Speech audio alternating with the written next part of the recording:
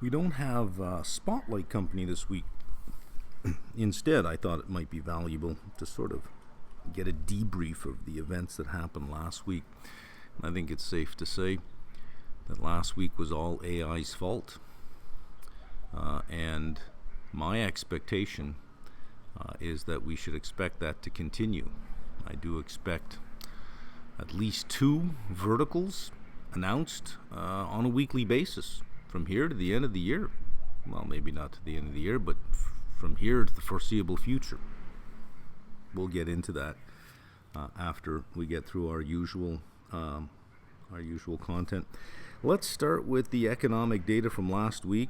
Leading off Monday, ISM manufacturing 52.6, back above 50.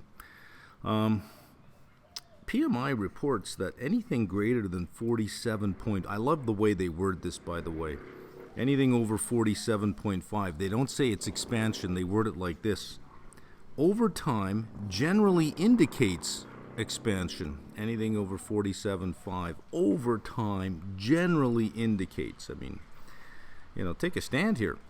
But up 4.7 points. That's a big jump. ISM manufacturing employment, 44.8 to 48.1. However, 66% of respondents report not hiring.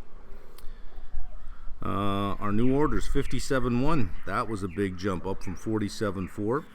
And prices, 59, slightly up from 58. We're going to look at the commentary from ISM because they give you a bunch of snippets of what respondents are saying, and I think it's worth going through that. This is from ISM talking about the 52.6. It reflects 2 things: holiday reorder patterns, number 1, and front loading ahead of expected price increases due to tariffs. I'm kind of think we've seen all the tariffs. In fact, I'm seeing tariffs coming down. Tariffs came down on India because they have a deal. So I'm not quite sure exactly where they're going with that one. But we'll look at some of the commentary shortly. Vehicle sales. We had this number here that caught my attention, 14.9. Anything with a 14 or lower is something worth paying attention to. The last reading from December had an annual run rate of 16 million. This is 14.9. The expectation was a run rate of 15.5 million. Here's a chart of vehicle sales over the last year. There is our month right here. Now, mind you, it starts at 15, so it looks really bad, but what I did was I went over all the last Januaries. January of 2025, run rate of 15.5. January 2024, run rate of 15.02. 2023, run rate of 15.1. So the 14.9 being under 15 million with a 14 handle is kind of a big deal. But it is quite low. It didn't really get any mention or any press. Just sort of showed up under 15 and we moved on. ADP employment change, 22. The expectation was for 48. We would have had some confirmation on Friday, but because of the government shutdown, we're not going to get a jobs report till next week. We'll look at the economic calendar shortly and we'll see when it shows up. I was more interested in the revisions. We know that the first number we see often gets revised downwards by quite a bit. So whatever they say, oh, these were the jobs during January, it's like, yeah, I'll wait till next month when the data is better or you have more data and you can make a better assessment. So what's more interesting in the jobs report coming up is the revisions to what Powell said was a rebound in employment. It looks like we're seeing a rebound in employment. One data point is suddenly a rebound in employment. So we're going to see what that revision is. ISM services, 53.8, unchanged from 53.8, but under the surface things are changing. Business activity, 57.4, up from 55.2. But this is a big deal. Employment, 50.3, down from 51.7. This is the bigger part of the economy. If you think about what manufacturing and what services make up of U.S. GDP, this is the bigger part of the economy. So a 1% change here ends up being much, much bigger than a 10% change here. New orders 53.1 down from 56.5, and prices, they're kind of in around the same zone. And we can look at some of the commentary that some of the respondents made here. So let's take a detour and do that first. All right, let's just go through what respondents are saying. This, by the way, you can find if you just look for PMI. It gives you a debriefing of what was in the PMI, and then a little snapshot of what respondents are saying. The uncertainty of U.S. tariff policies continues to affect our purchasing. The proliferation of AI is affecting how we purchase services, particularly getting more value out of service contracts and taking a harder look at risk. Accommodation and food services. The second one, if you're thinking the AI infrastructure trade is near the end, this is from construction. This sort of tells you that it's not. Pending surge in new capital investments of our customers, specifically in data centers, combined cycle power, and nuclear market sectors. Expect significant business growth in 2026, both in domestic U.S. and globally. So data infrastructure, energy. Next is finance and insurance. Our business has stayed pretty consistent over the past few months. That sounds like business as usual sector.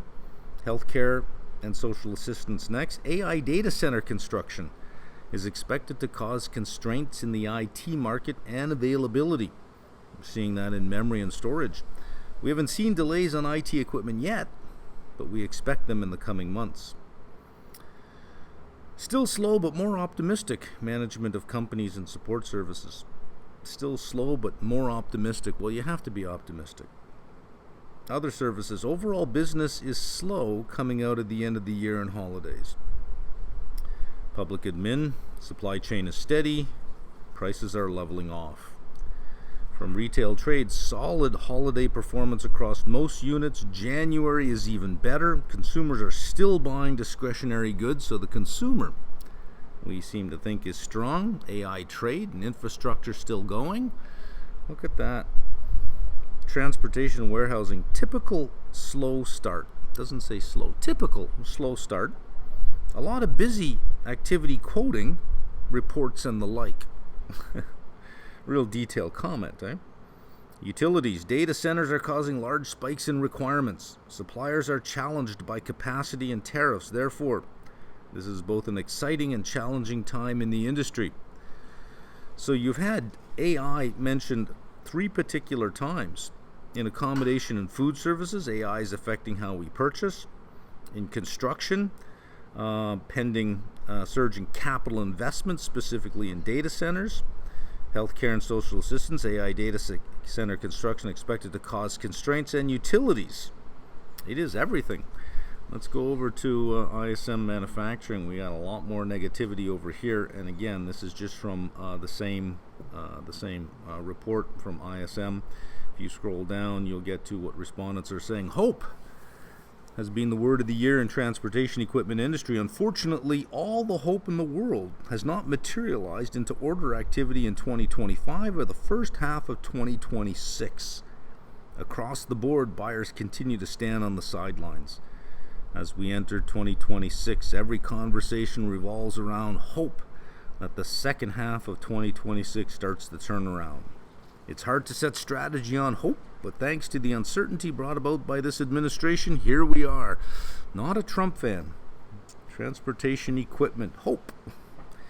Although our volume is low at the moment, the impact on the latest tariff threats on the European Union will have a huge negative impact on our profit for quoted orders.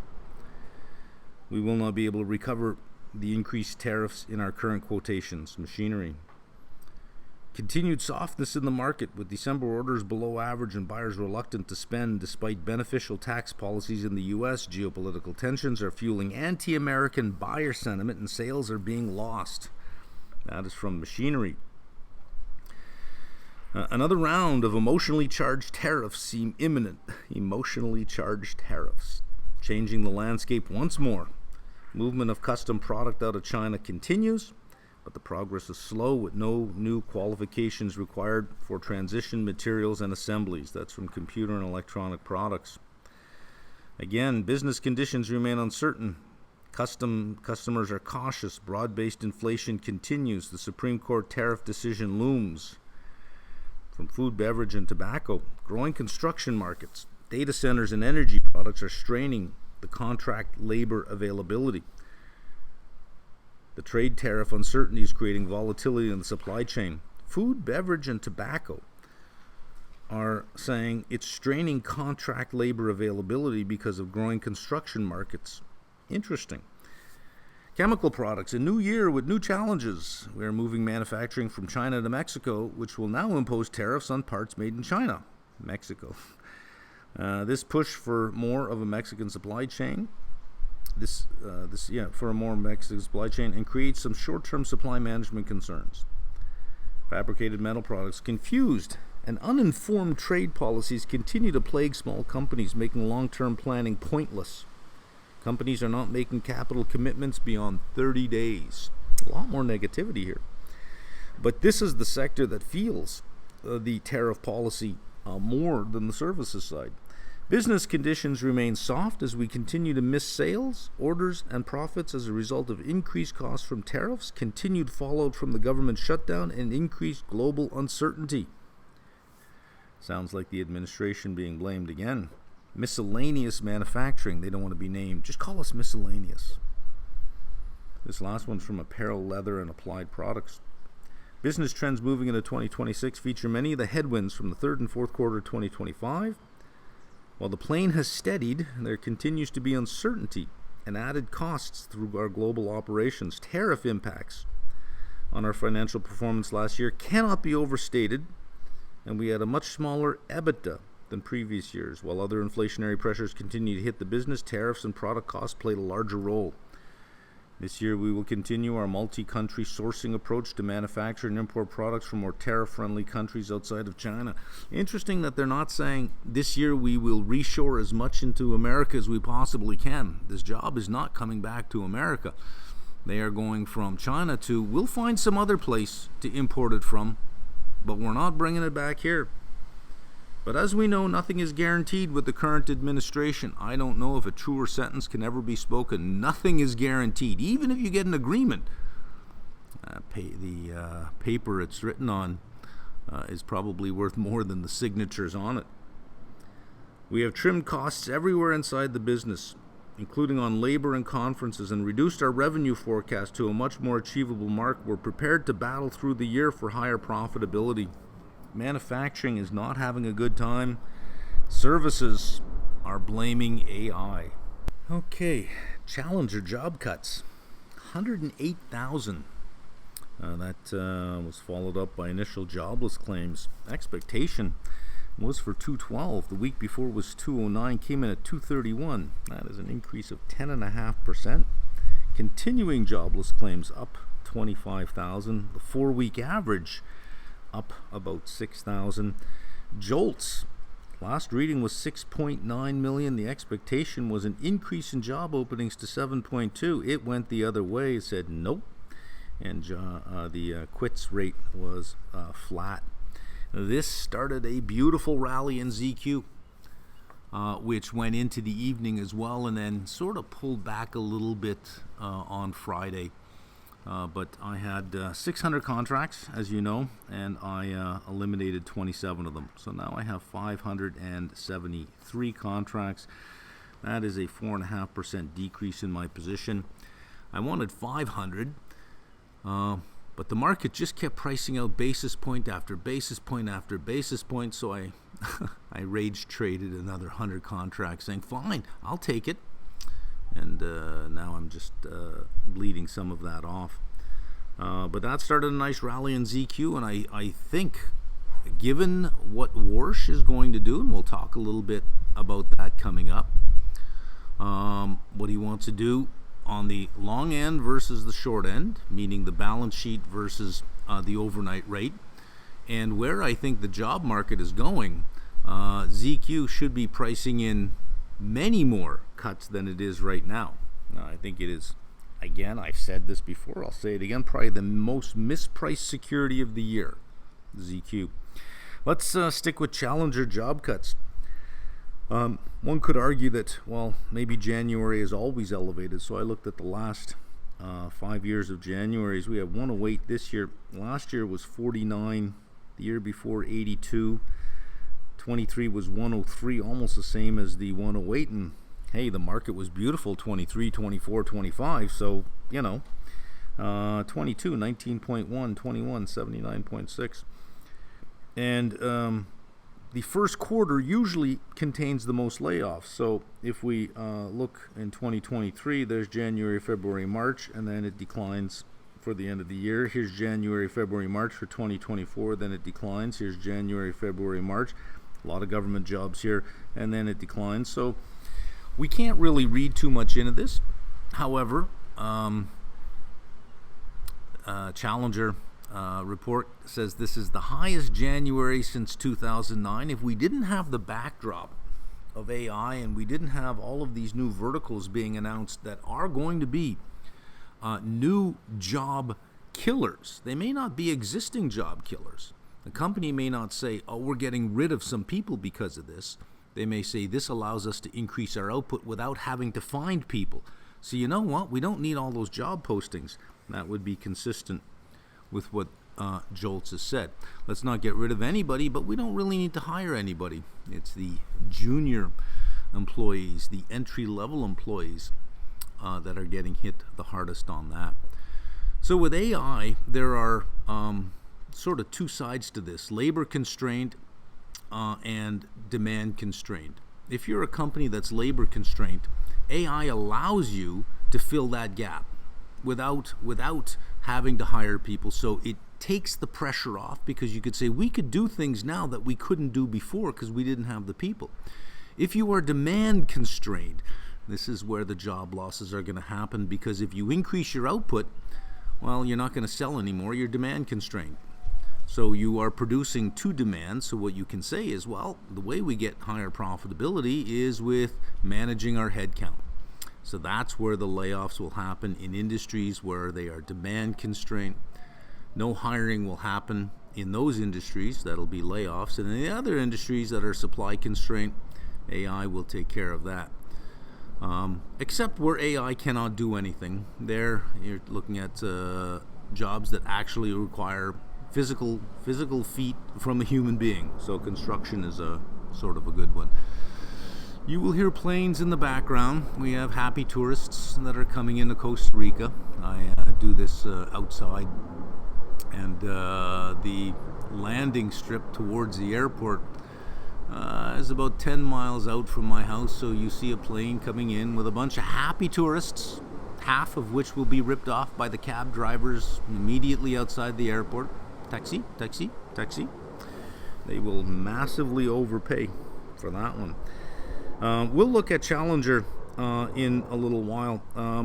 Last month we had a low reading for December, and the Fed in their press conference even mentioned some of the indicators are suggesting that the job market has rebounded into the end of the year by using the first print on a jobs number and not waiting for the revision of that number, probably pointing to the reduced level of layoffs. I think I remember them mentioning that. But layoffs are always low in the fourth quarter. So if you go back 2025, 2024, 23, 22, 21, 2025 was 35. Last 24 was 38. 23 was 34. Look at that. They're all in around the same level. 22 was 43. 21 was 19. It's just bad form to announce a layoff at Christmas time. So you'll do it ahead of time, October most likely, October, November, or you'll wait till January to do it. But it's just bad form to do it in December. That they used that data point to suggest the job market had rebound. One data point from employment in this, I don't know. Let's go to Canada. Unemployment rate dropped to 6.5 even though we lost jobs. So you look at that, you say, wait a minute here. It was expected to be constant at 6.8, but no, it improved to 6.5 because we kicked people out of work. Well, the answer lies down here. 65.4 dropped to 65.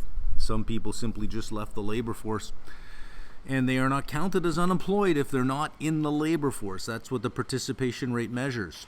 the percentage of working age adults that actively have a job or actively looking for a job. If you want to improve your unemployment rate for those who do not have a job who are looking, tell them to give up. On the phone interview, say, look, what are you doing? Why don't you just give up? Why don't you just give up? And if they say, okay, you're right, I should just give up. Excellent. We've just improved our unemployment rate. If you discourage enough workers who don't have a job, if they simply just give up because they've given up hope on that, you will get a better unemployment rate and everything will seem to be fine. And the Canadian dollar said, oh, look at this. Unemployment rate went down. No need for lower interest rates going forward on this, and the Canadian dollar strengthened, and you're looking at this going, but don't you understand, if you held the participation rate constant, the unemployment rate would have increased. We actually lost jobs. So looking at the wrong number. What's going on with our markets and our officials? Michigan consumer sentiment, 57.3, up from 56.4, was expected to decrease. Inflation expert. I don't know how much weight I want to put on this. A bunch of people, a group generally uninformed about economics and finance, saying, what do you think inflation's going to be over the next 5 years? Come on, that's just a guess. That's just anybody's good guess, right? 5-year inflation expectation, 3.4. Ooh, it went up. Inflation expectations have gone up. The Fed argues that even if it's uninformed, it is a belief. It's a belief that they have, and this belief will force them to ask for higher wages. Well, ask all you want. If you're a good employee that has value, you'll get paid more. If I can't find other workers and I'm labor constrained, you'll get more, but you already would have known that and you already would have got that. So I don't really buy into this thing. I think inflation's going to be 10%, sir. I'd like a 10% raise. Well, you're not going to get it. Doesn't matter what you think. So I don't put much weight into that, because it almost draws a straight line from, if they have higher expectations, they'll get higher wages, thereby creating the inflation they expected. Yeah, somebody still has to give them that raise. Inflation expectations, this is current 3.5 down from 4. So that is a bit lower there. But again, I really don't know how much weight I want to put on this. There's been a lot of talk about trueflation, and it has some issues. So it puts the CPI and PCE well under 2%, but it does have some data collection issues. It points out that it looks at a lot more prices than CPI, but trueflation is probably better seen as a measure of the cost of living, not as a price index. Now you might be saying, but aren't those two things the same? If I want to know if there's general price pressure in the economy, I'm going to take a basket of goods and I'm going to leave that basket the same. That's the only way I can tell if there's price pressure, and then I'm going to observe that basket of goods every single month to see whether or not this basket of goods that is representative of the goods and services in the economy with their weightings, whether or not that price is moving or not. If I change the weights every month, which is what trueflation does, the weights change every month, what it's capturing big time is a substitution effect. Look, beef got too expensive, so I'm just going to buy pork instead. That is my cost of living. That is not the price level, because that's not measuring the change in the price of beef, or does it measure the change in the price of pork? It measures the change in the price of beef as I switch to the price of pork. So my cost of living is lower, but I substitute it as a coping mechanism. Right? So substitution sometimes can be a competitive gain. Other times it's a coping mechanism. It's like, I can't afford this insurance policy anymore, so I'll switch to this insurance policy. Well, this insurance policy has higher deductibles and less coverage. So I've got a worse product, but hey, my cost of living has gone down. So let's be careful about how much we quote trueflation, because it is all the way at the other end of the spectrum. It changes too much to reflect a price level. It more reflects the cost of living, and with a lot of substitution in there because the weights keep changing. Whereas the CPI tends to overweight too much, especially housing. It kind of lags. Trueflation predicted early in the 2020s that the CPI owner's equivalent rent would increase, and Trueflation is predicting early that owner's equivalent rent is going to decrease. That has some value in looking at the measure that way. But I would be careful about quoting Trueflation saying inflation is below 2%, because inflation is the price level, not the cost of living. They are different. The PCE gets closer to the cost of living. So I would say that the PCE sits between the CPI at one extreme and Trueflation on the other end. I would look to the PCE as being a little bit better and a more reliable gauge of the price level as opposed to my cost of living. Look, I can get my cost of living down easy by just getting rid of my internet, getting rid of my cell phone, getting rid of my car insurance, parking it and walking. I can get my cost of living way down. But that still does not change the fact that the prices for all of those things have increased. Do you get that? So let's be careful with that one. All right, here is the report for Challenger Gray and Christmas. I don't know what they do on this site, but it's really sensitive to the mouse movement. Like when you scroll down, it just scrolls for a lot longer than most other sites. It's like really slippery. Other sites you have to actually scroll, but this one here, when I started scrolling, it's like whoa, what's going on? Maybe somebody knows how you get that done. But this site here is just, it's almost like they've greased it up. Challenger report, highest January cut since 2009. Well, you know what? 2003 January was almost as high, and S&P delivered over 25% that year, over 25% the next year, almost 16% the following year. So, just because a month is high, that's fine. It's the second line that really gets you. Lowest January hiring on record. January always has elevated layoffs, that's fine. But lowest hiring on record, that is something to pay attention to. Let's just get down here. Which industries cut the most? Sorry if you see it chickless, because I'm trying as best I can to make it move just a little bit, but you give it just a little nudge and it just flies. Which industries cut the most in January? See, now that I've said it, you have to go to the website. You have to go to Challenger Gray and just scroll with your mouse to see what I mean. Like it's almost like somebody has greased it up with butter or something. Transportation announced the highest number of job cuts, primarily due to an announcement from UPS. Okay, so that's idiosyncratic. Maybe that's not economy related. Maybe that's idiosyncratic.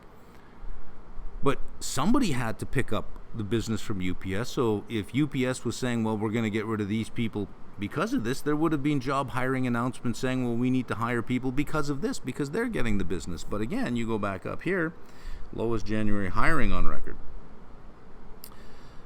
Let's see. This bothers me. Healthcare companies. Because last year, if you look at the jobs report and you remove healthcare, because I've been comparing it to maintenance capex. It doesn't really increase the productive capacity of the economy. Yes, you're giving people jobs, but you're just repairing the people. You're repairing the labor component in the economy. You're not really adding anything.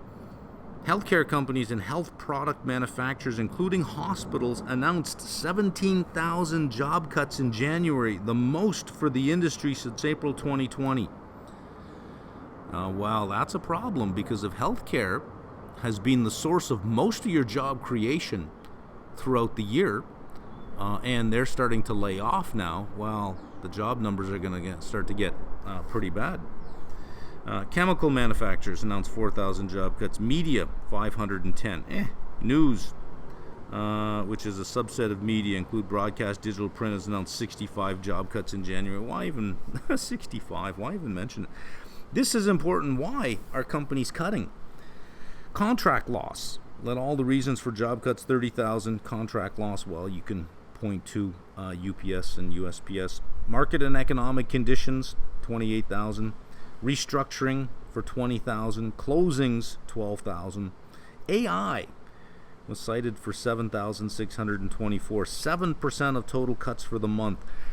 That is troubling. Healthcare in this I find troubling because healthcare has been the source of job creation. Now we have job cuts. And AI, if it said 90% of job cuts were from AI, I would say, oh, we're right in the thick of it. And we're only 4.5% unemployment. We might get through this. But this is telling me we're just at the beginning of this. If only 7% of cuts come from AI, I think we're just at the beginning of this.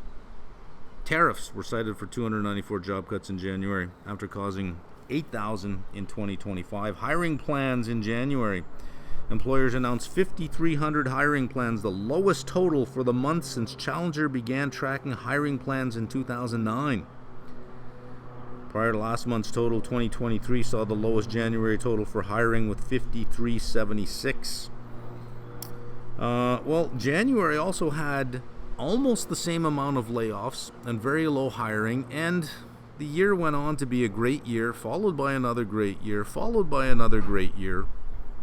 And so far this year, well, the jury's out, but I don't know that we're going to see a total blow up in the market, but I don't see that we're going to get the same 15, 16, 17% returns as last year. Down 13% from the 6,000 hiring plans announced the same month last year. Down 49% from the 10,000 hiring plans announced in December 2025 for hiring plans. So, we have seen this before, January of 2023. On the one hand, the details in here are not that encouraging, but the top line numbers, the aggregate numbers, saw it in January 2023, and we've had 3 killer years in the market. Okay, let's have a look at the damage. Rates and yields down slightly, but still elevated over the course of the year. Our curves have flattened out a little bit for the week. The 2s to 10s, 72 basis points. The 3-month to 10-year, 54 basis points. Let's look at some of the winners here. Look at KRE up 7% on the week. Year to date, 13.61%, and we're only through the first week of February, yielding 2.17. If we just go sideways from here, that's delivering almost a 16% return for the year. The other big winner, Staples, after a year of 2025, nobody wanted this. Look at this, 5.3 for the week, 13% for the year. Nice big yield on this. You're pushing up almost around 16. Same with KRE and IWM, pulling in 7.66% for the year. Not to be undone, the Dow also hit a all-time high on Friday, but not the Qs and not SPY. They printed red for the week. And TLT, well, that's basically flat. I think that's probably going to stay flat for the year. But your big winner banks, that is what you would expect if you have a dovish front end of the curve and a massive steepening of the curve, which is what Warsh wants to deliver. He's hawkish on the long end of the curve because he's not so much that he's hawkish there. He doesn't care what the market does with it. He's just hawkish on the size of the Fed balance sheet and feels that should be run off. And in running it off, you're probably going to introduce supply to the market that keeps the long end of the curve elevated. So it's not as if he wants a high end of the curve. It's just that he sees that as an outcome unless the market prices it differently. The benefit is it's going to give the banks a super steep curve, which will motivate them to lend into that.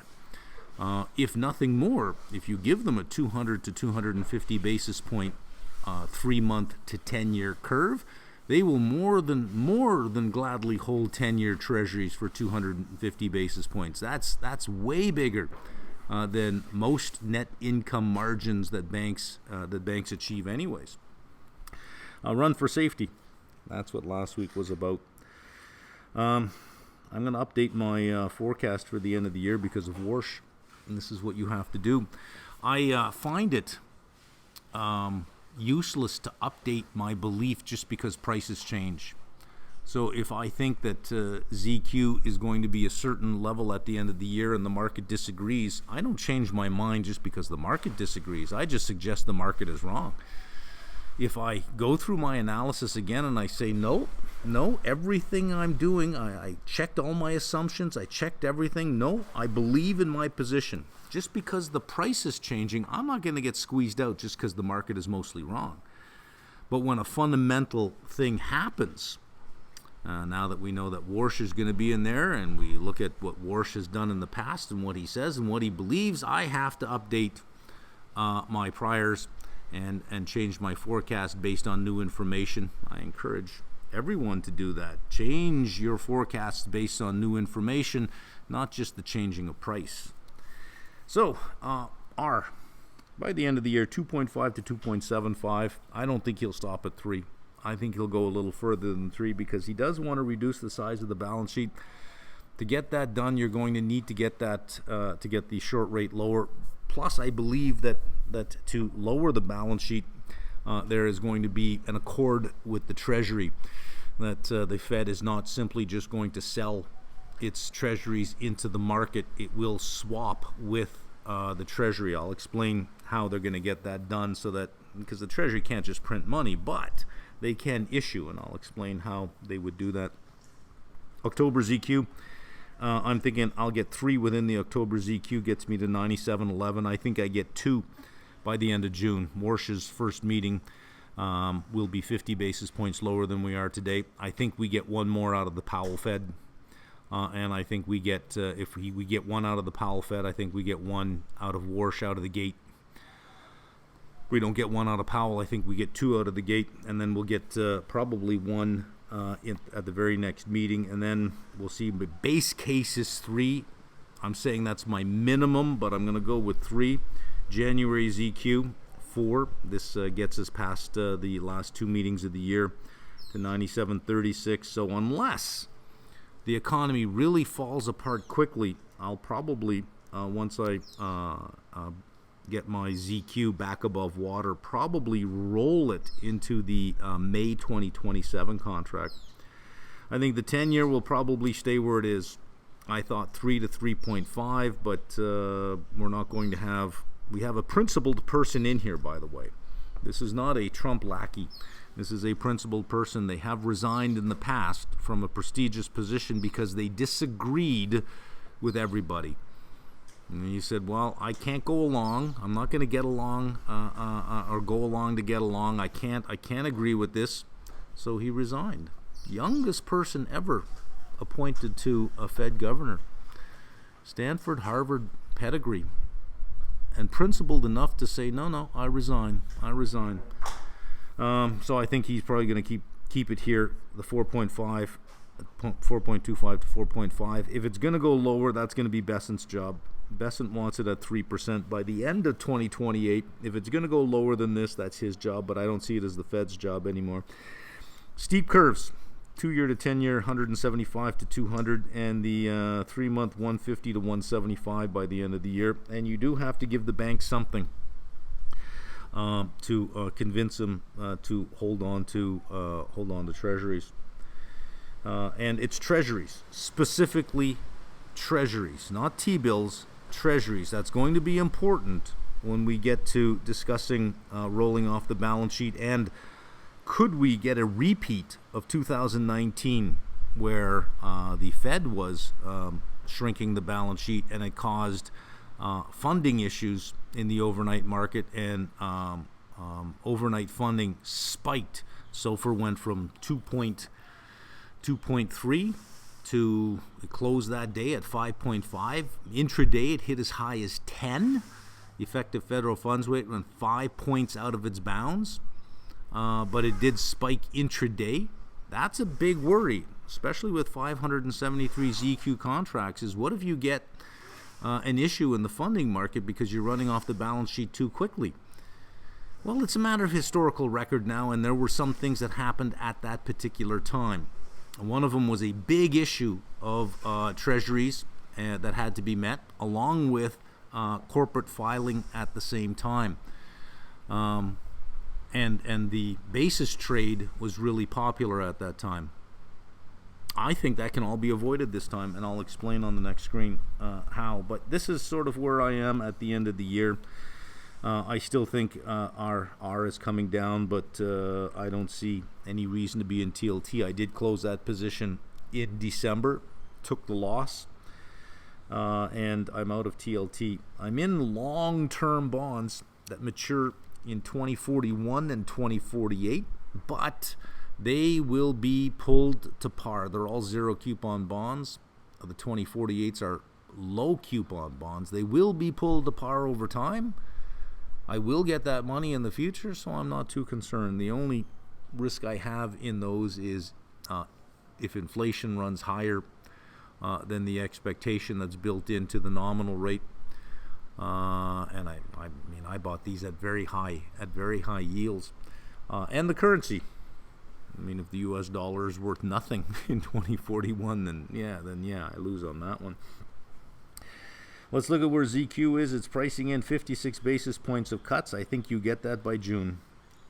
You got 2 more meetings under Powell, 5 meetings under Warsh to get 56 basis points done. If you move out to May 2027, 3.09 is the rate. That's pricing in 55 basis points. That's another 3 more meetings under Warsh. I think you easily get that done. My forecast is by June, October ZQ will have its 2 cuts, its 50 basis points. It'll just need 1 more, and it should at that point be pricing in 1 more, if not a little bit more. I think 97.11 would be a target where I would start to begin to roll forward my position from October to May. Okay, let's move on to real yields. They all pulled back last week, and they are tighter year to date. Inflation expectations built into the break-evens pulled back a little last week, but do remain higher year to date. OAS is interesting. Investment grade year to date tighter spreads, but high yield year to date wider spreads, and we can see CCC really widen last week, 62 basis points. Mortgage rates failing to print a 5 handle, stalling out here, 6.11 mortgage apps for January 30th, down 8.9%. Let's look at the excitement in metals. Gold pulled out a gain for the week, but lots of volatility in there. Still, year to date, not bad. Silver coming in second, but had a bad week. I think silver probably continues to find its way down into the 50s. Maybe you print a 40 handle. If we see something in the 40s, I might take a run at it. Copper, I'll always buy on the dips, always. Down 1% for the week, up 3% for the year. Another industrial aluminum, I call it flat, but up for the year. Platinum up for the year. Palladium up for the year. I think metals continue to perform for years to come. And I think that if you're not in the metals and mining sector to some degree, the juniors, the seniors, the drillers, commodity exposure, you are going to miss, I think, the beginning of this super cycle for metals. Energy kind of mixed. Pulled back last week. Oil up on the year, but natural gas really coming down. Had one day where it just really tanked. I had sold 3 calls on the April nat gas, 350, 360, 393. I was able to close them all for 66% of the premium. I think the total premium came to about 50% of the premium. Total premium came to 11.7 overall. Closed them for 6,000, so that was nice. I don't see myself wanting to do that again. It just seemed that, given the volatility, there seemed to be a lot of room for error, and I could live with a little bit of loss. But normally, for the most part, I stay the hell away from natural gas. The grains doing what they're doing. And down in mortgage REITs, mortgage-backed security ETF, a little gain year to date.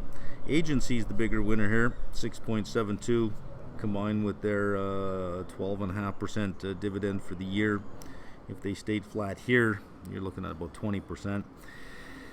Probability for a rate cut, 85% down to 77% on the March FOMC.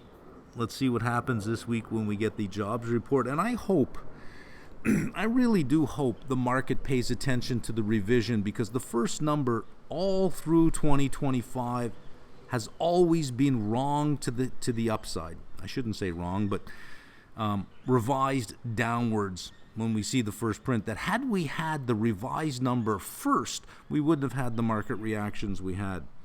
And there was no revisions up and down, and all the revisions were downward. So I really do hope when the report comes out, we look at the headline number and say, okay, let's put a pin in that. Let's look at the revisions to the prior months and focus more on that, because the first number we get is not the right number. 77%. Powell's last stand. Last week we had 97% chance of only one cut at most. Now we're 94.7, slightly better, but still pretty much the odds are on, look, you're going to get nothing or one, with most of it being on the nothing. I think you get one. I'd put it 50-50. And if I put it 50-50, then I'd put a lot more weight on 50 points coming out of Warsh. Warsh's first stand, at least one cut, if not more, by his meeting, and that one cut could come from Powell, but one cut, if not more. 67.5 is now 75% chance that you're going to get at least one cut, if not more, the weight being on one. Reverse repo. We're going to keep our eyes on, especially on the repo thing. Once Warsh gets in and we hear what the plans are for the balance sheet, we got to watch the repo. Reverse repo, 3.11 billion, almost zero, coming down from where it was, well over 2 trillion. 3.11 billion is pocket change. Repos are zero. Reserves sitting just under 3 trillion. TG8, 907 billion.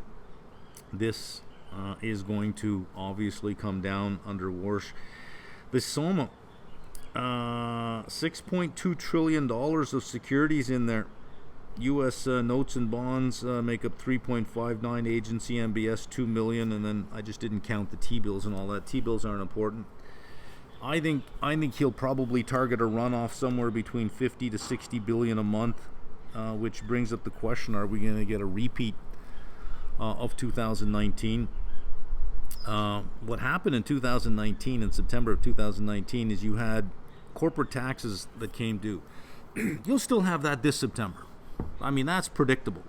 So all that money sits in money market funds until it has to be submitted, because you're not just going to let it sit in the bank account. You're going to get as much interest on it as you possibly can. That's the job of the corporate treasury, to maximize that return on that money.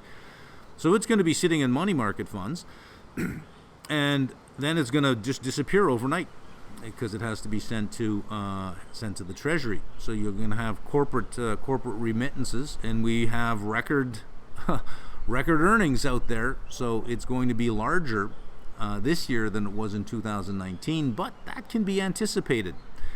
What happened at the same time in 2019 was it was an extra large settlement of treasuries that were put into the market by the Treasury. So that pulled a lot of money out. And because of that money disappearing, money for overnight repos pretty much disappeared. And the basis trade was a big deal. So all of these funds were saying, well, we got to roll over our financing. Otherwise, we got to close this position. We got to get out. We got to roll this over. So they were taking anything they could. And that spiked rates because you had a shortage there.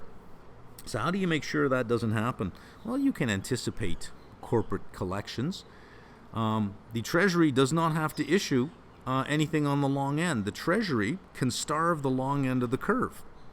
And the Fed can issue into it, saying, well, we'll issue some of the securities in there. I don't think that's what's going to happen. I don't think the Fed is going to say, let's sell some of our 10-year bonds into the market. I don't think that is going to be the issue.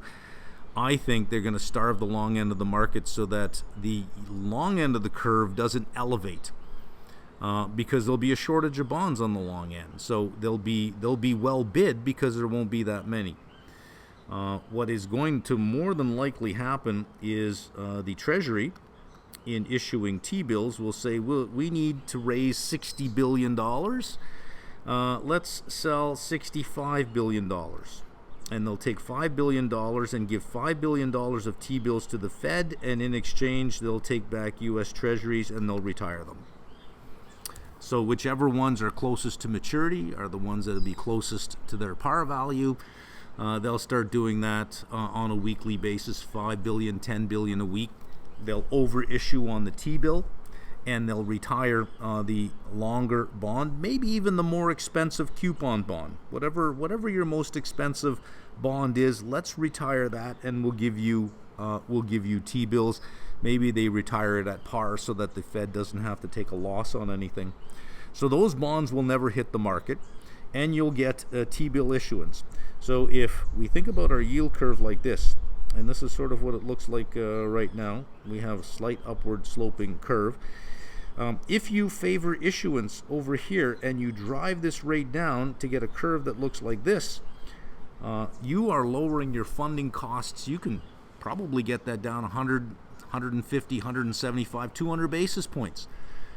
So when you think about the federal deficit and $1.2 trillion in interest expense, you can probably pull 200 to 300 billion out of that deficit by the end of the year just with issuance.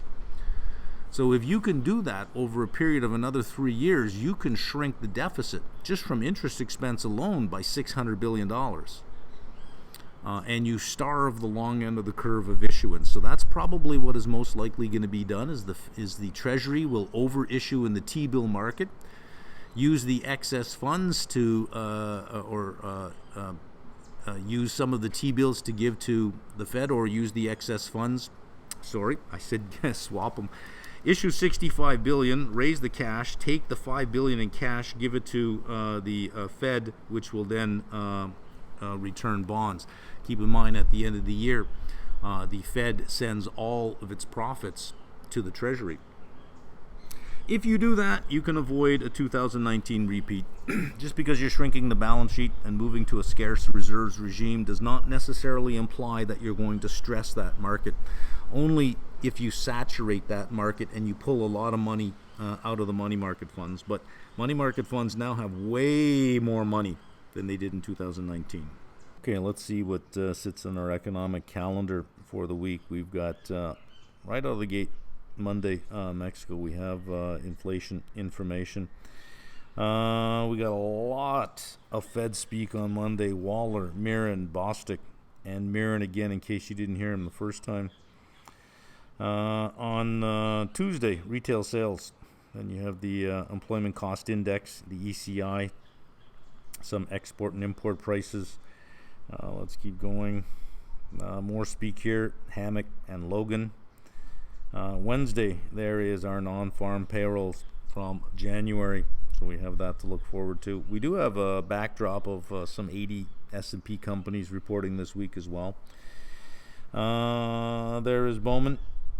And again, I really do hope we pay attention to the revisions and not so much the headline number. But, Powell did say, at one conference, he is on record as saying that they believe the first number is overstated by about 60,000. But he seemed to jump all over December's in January, the December report saying, labor's rebounded. I don't know. I think maybe it is time for him to leave. I can't see him staying, by the way. Let me just reiterate that. There is no upside to him staying at this point. There is no upside. So Trump will have another seat. There's Logan again.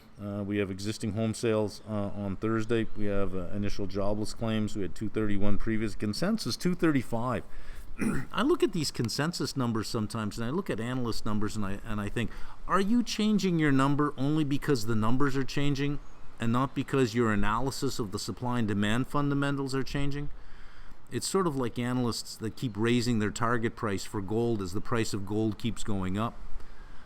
And they just say, it's going higher, it's going higher. So they're just really chasing price higher. Try not to do that. When you have a position in something, and initially you might feel that you're wrong simply because the price is moving against you, ask yourself very clearly, have any of the assumptions you made, has anything happened that changes the assumptions you've made, or is price just changing? Because listen, the market is mostly wrong.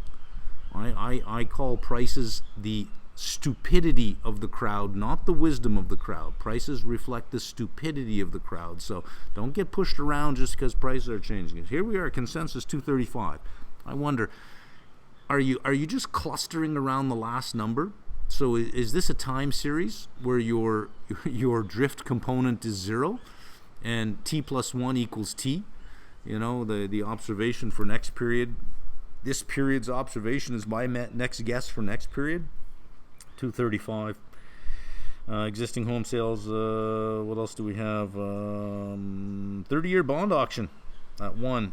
I'm out of the long end of the curve, so I no longer care about these anymore. And look what you have on Friday. You have an inflation reading on Friday, so we'll get two sides of the mandate this week. We'll get the jobs side of the mandate, and then on Friday we will get the inflation side of the mandate. All right, let's have a look at Bitcoin, because this did cause quite a bit of liquidation last week. A lot of the positions in Bitcoin are highly levered, so you have to liquidate, and the people who generally hold this are usually the same of the same behavioral tendency that would hold high beta stocks. So they got to come up with money. They'll sell whatever they can. As of the closing, this is as of Saturday at 8:30.69. It was higher this morning. When I looked, it was back. It reclaimed the 70 handle. 45% down from its all-time high. That is in a bear market. At the lowest level, it was down about 53% off its high. And as of now, it is below its 365-day moving average. First time since March of 2022, which was the last time it had a big bear market. This is the past 24 days. 568 billion of market cap has been wiped out. January 14th, 1.949 trillion, and Saturday at 8:30, 1.38 trillion. Bitcoin, basically, since Trump has been elected, Bitcoin has gotten everything it's asked for. It's asked for a friendly SEC. It has a friendly SEC. It's asked for some clarity on regulation. It's got clarity on regulation. It's asked for a pro-crypto administration. It's got a pro-crypto administration. It even has a crypto czar. It wanted big buyers and a treasury model. It got that with strategy and with a bunch of copycats throughout the year. Got everything it wanted. And here we are, right? All that's left after 17 years is for it to actually be adopted. After 17 years. Bitcoin to gold ratio 17.6 is the lowest it's ever been. Bitcoin has consistently failed as a hedge against inflation and a hedge against debasement. It is a risk-on or risk-off asset like any other risk-on or risk-off asset. It is not a hedge against anything. It is just speculation. The bulls, they argue, still, mathematical scarcity. There'll only be 21 million of them. Great. What good is it if it's useless? So you have a limited amount of what I believe is a useless thing. I believe it to be useless. After 17 years, you're still hoping, oh please, like all we need is just some adoption. After 17 years, you still don't have adoption. Almost any other technology in the last 20 years has had faster adoption than the blockchain and Bitcoin. Mathematical scarcity. And all it takes is one central bank or government to buy. One big central bank or government to say, hey, we're going to adopt this. That's all it takes. I'm the same way. Basically, I have a training program for institutions. It's $1 billion. It's $1 billion. And there's only one of me. So I have mathematical scarcity. And listen, it only takes one. It only takes one company to buy from me, and I'm a billionaire. It only takes one. So I make the same argument about myself. I should sell shares in myself and sell these shares to the Bitcoin crowd and say, look, I have mathematical scarcity. And listen, it only takes one. Just imagine if only one company bought, right? The other thing they point out, this is the 4-year cycle at work. 2018, it dropped 85% and then went off to new highs. Then in 2022, it dropped 75% and then went on to new highs. 2026, we're down 45%. Well, it did drop as much as 53%, but dropped 85, it dropped 70. So as each cycle goes by, does it drop less and less? If it drops 65%, 44,000 would be the limit to where it goes. I think seeing a 50 handle on this, I think is inevitable. Honestly, I do think, given the size of the niche markets it serves, it does not justify a 1.38 trillion market cap. Maybe 50 to 100 million is a place where I'd look at it and say that probably matches the size of the markets that it serves. I have been negative on this for quite some time because technology is simply not this slow. If this were something, it would be something. It's just not this slow. It is an elegant solution to an academic problem that now has to go out and find a problem to solve. And it is a solution to a problem that most people simply just don't have. And will it do something in a different way than you're currently doing it now? Sure. And the Bitcoinistas would argue, but it does it more elegantly and better. And I would say, yeah, but my problem's being solved right now. And here's the big deal. I want a trusted third party. I want a trusted third party. I don't want to leave my trusted third party and have no trusted third party. Have no 1-800 number to call to say, I never made that transaction. I don't want that. Now, I think I'm not alone in thinking that. I think this is inevitable. That we head back down, which means it's probably inevitable that we'll have more and more rounds of liquidation. But as the price drops, the liquidation events, because they represent less and less value each time, won't be as disruptive as what we saw this past week. Okay, let's turn our attention to SPY. The all-time high of 697.16 from January 27th holds. IWM from January 22nd holds, and triple Qs from October 29th hold, but bucking the trend, IJR all-time high, along with the Dow, over 50,000 all-time high. Forward four-quarter operating earnings, a bump up, 313.63 up from 311. Closing SPX will give us a forward multiple just over 22, in and around the same multiple we saw last week. Keep watching this. Every time it gets peaks its head above 23, it gets slammed right back down. If we look at our S&P over this period of time, you could do something like this, and we have this sort of thing going on, is that you have what looks like a long forming right pennant flag formation with maybe a couple of more months to go before we have some breakout to the upside. That's called the consolidation pattern. Or if you take a shorter term view, we have a sideways channel going on, and these are called consolidation patterns. They typically continue on in the direction that created them, barring any exogenous event that destroys everything. And usually exogenous events come in the form of some kind of credit surprise somewhere, which is beginning to appear more and more likely. I should do a session on one of the market outlooks coming up on the state of credit, especially private credit, and where all of this debt is sitting. Reporting companies this week, 79 according to LSEG. We'll take a look at who is reporting that week. With the volatility that we're seeing here, previous volatility was really administration-led, policy-led, and distraction.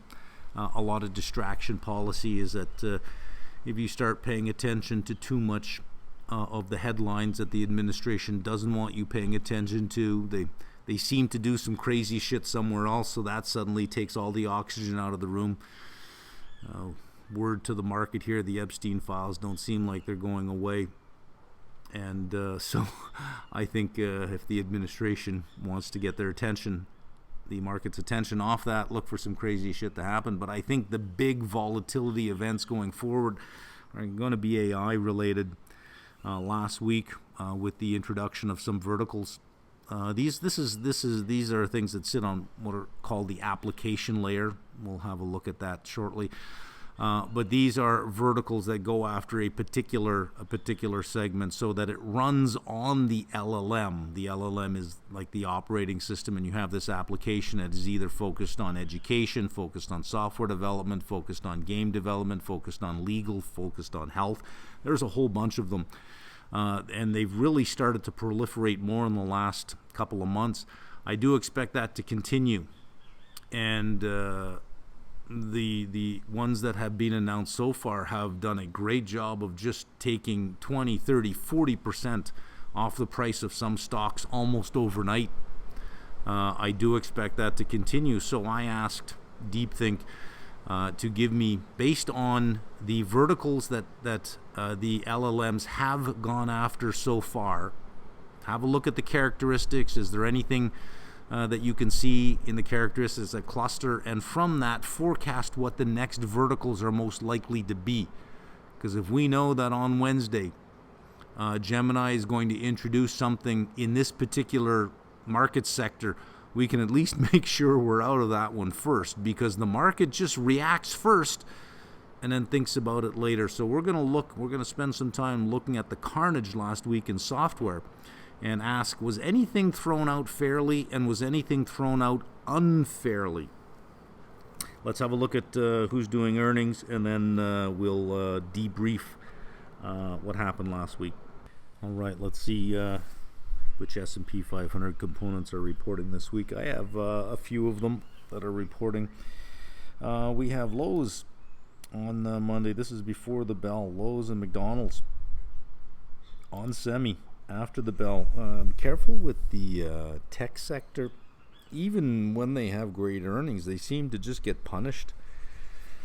Let's keep going here. We have Tuesday, Duke Energy in the morning, Florida Utility, CVS, DuPont, Datadog. I have shares of that. They're an observability platform. Hard to explain what that is. That was going to be the topic this week, and I was torn between two companies, Datadog and Dynatrace. But next Sunday we'll look at observability platforms, and they while it is software, it is the data that they have, not so much the code, and they were thrown out. So we'll have a look at that little sector. Fiserv, can they turn it around? Coca-Cola's in there, S&P Global, anything else? Ford, there's Ford, and Robinhood. I got shares of Robinhood. I got shares of Datadog, so I got one risk event in the morning, one risk event after the close. Robinhood. Let's see, Humana, Generac, Hilton, Kraft, T-Mobile. We've already seen AT&T and Verizon. There's T-Mobile's turn. There's Cisco down there. AppLovin. AppLovin's being punished. Or, as they say in Star Wars, punished. I have that. I'm going to continue to hold that because it's just been beaten up so much, and I don't know that anything that has happened has fundamentally changed the nature of advertising. So I think they're going to be okay. Think or hope? Which one am I saying? Think or hope? I don't know. Who else do we have here that's interesting? Nothing interesting down there. Going to the next day. Some REITs, some more utilities, Iron Mountain, Kimco, PG&E, anything, Airbnb, Applied Materials, Arista Networks, I have that as well. Arista Networks is there. Let's see, what else have we got? Coinbase, that will be an interesting one, won't it? Coinbase. And then on Friday, Moderna. Well, last week we saw a massive sell-off in software companies, and even any company that used code to produce its output. Even cybersecurity companies were being sold off. And you sort of look at this and you say, you know what, you're throwing good stuff out with bad, Mr. Market, because it's not the code that makes a cybersecurity company. It's the sheer amount of data it has, and AI cannot come up with that. And you're not going to come up with that in-house. When a cybersecurity firm identifies an attack on one of its customers, and it stops that attack and solves for it, every customer is protected now. But if everyone brought their cybersecurity in-house, that attack would have to be defended every single time from every single company. You wouldn't have the benefit of the huge data set.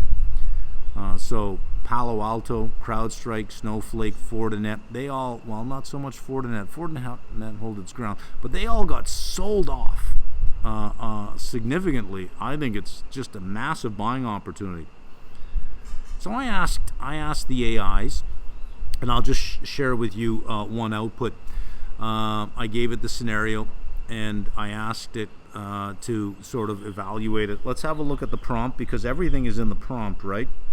February 4th, U.S. equity market has been selling software company shares, and company shares guilty by association. The belief, motivated by frequent announcements of AI product, such as Google's Genie and Anthropic's legal AI tool, is that AI will replace the products these companies sell. On the one hand, AI coding can write code that replicates a product. However, a product is much more than code. It is data, years of embedded knowledge that refine the code over time, and analytics that depend more on crowd size. Give me a bear case and a bull case. Make it as rigorous as you can. Use your internet search tools so you are up to date. Don't just repeat arguments you find in your search. Give me a well thought out argument why AI will and why AI will not replace software companies. For the bear case, give me examples of companies that would be disrupted. For the bull case, give me examples of companies that will not be disrupted. For example, will CRM companies suffer more than cybersecurity companies? Well, you may say, oh, hang on there, that last sentence is misleading, but it's not. Yes, I am using CRM and cybersecurity, but I'm not saying what I think. I'm just saying, will they suffer more than cybersecurity companies? When I put that last sentence in, I did think of that going, yeah, I'd like them to come to their conclusion on their own. Should I put that in? I left it, and I figured if I didn't like it, I would just run it again without it. Bear case. Application layers where LLMs want revenue. Anthropic, OpenAI, Google spend tens of billions building models. They need to monetize. The push by LLMs into the application layer, where these firms are increasingly muscling into lucrative enterprise businesses driven by revenue. They need to fund massive investments. Second, the next sentence, this is not a side project. It is the core business strategy. So, yeah, this will continue. Seat compression is real and structural. The most immediate threat isn't replacement, it's compression. If an AI agent handles tasks that previously required 5 marketing analysts using HubSpot, you don't need 5 HubSpot seats. You might need 1 or 0 if the agent interacts with the CRM via API. Analyst Jackson Ader at KeyBank identified seat-based application companies like Monday.com, Asana, and Sprout Social as the most exposed. Vibe coding lowers the barrier to good enough internal tools. The knowledge embedded in code argument has limits. Your point about years of embedded knowledge is valid, but only for certain types of knowledge. The knowledge embedded in project management tools like Asana is largely structural. How to organize tasks, dependencies, notifications.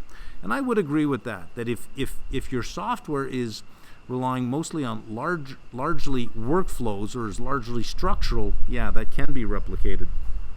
Companies most exposed: Monday.com, Asana, Reich, Intuit, LegalZoom, CS Disco. I don't know what CS Disco is, but I'm curious now. CS Disco, HubSpot, Sprout Social, RELX, Thomson Reuters. Structural bear argument: in every price technology wave, mobile, cloud, SaaS itself, the new paradigm created new categories of software spending. AI may be the first wave that destroys net software spending. because its core capability is automating the work that justified buying software in the first place. The bull case: software as the substrate. AI needs to function. AI is a consumer of software, not a replacement for it. And I thought about this. I thought, well, hang on a second. If companies can use AI to replace the software that they're using, then the software as a service company can use AI to massively improve the software that they're using, such that the delta between doing it yourself and what they offer always stays wide. They're not just going to stand still and the organization will catch up to them, right? If the bad guys in society can buy guns, the good guys in society can buy guns as well. If a gun manufacturer makes a more powerful gun, we don't just sit around saying, oh, well, now the criminals are going to have an advantage. It's an arms race.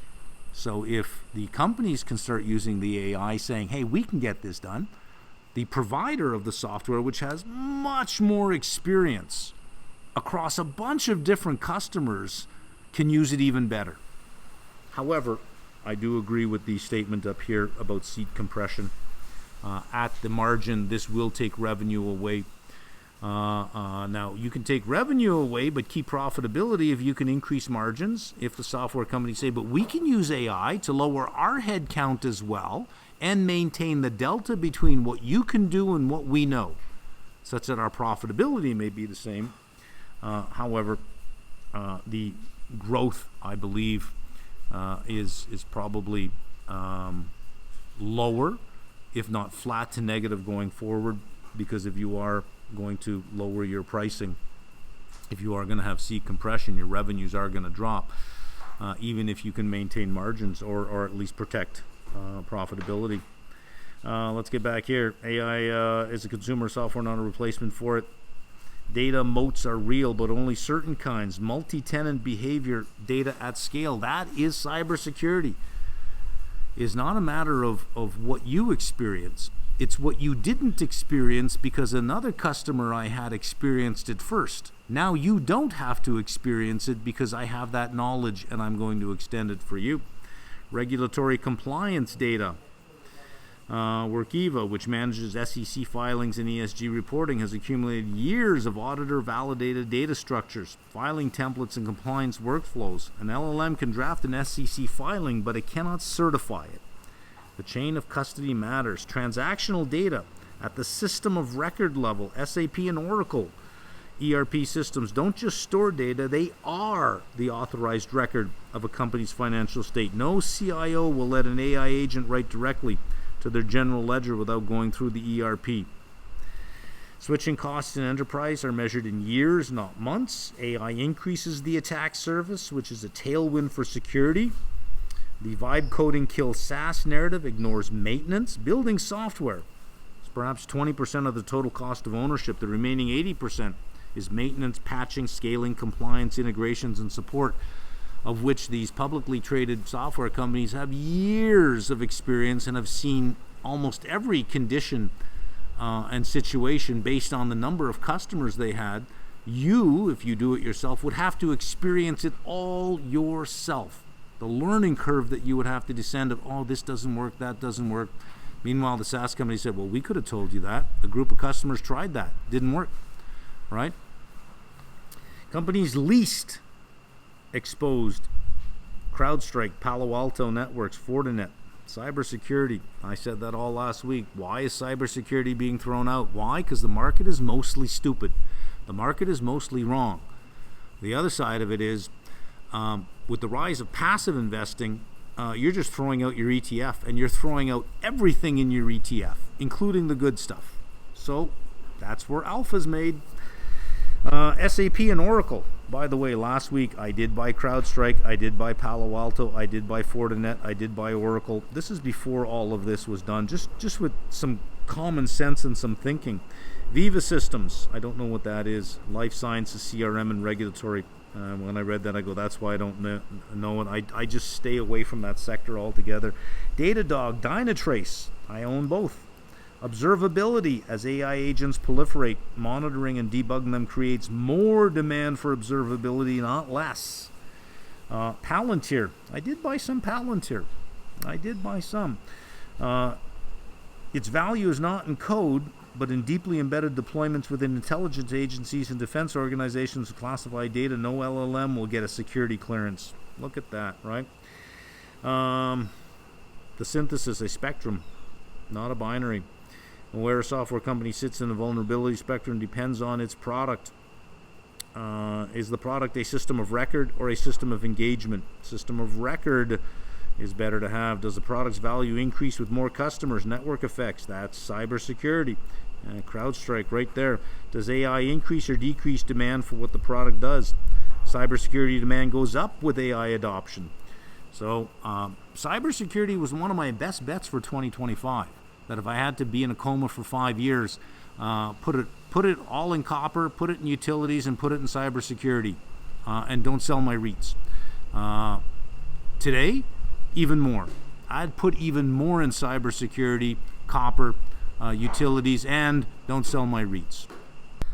Okay, what I have on the screen here is sort of the 5-layer cake that the CEO of NVIDIA describes AI as. At the top are applications. To have applications, you need AI models. To have the AI models, you need cloud and AI infrastructure. To have that, you need chips and systems, and running all of that is energy.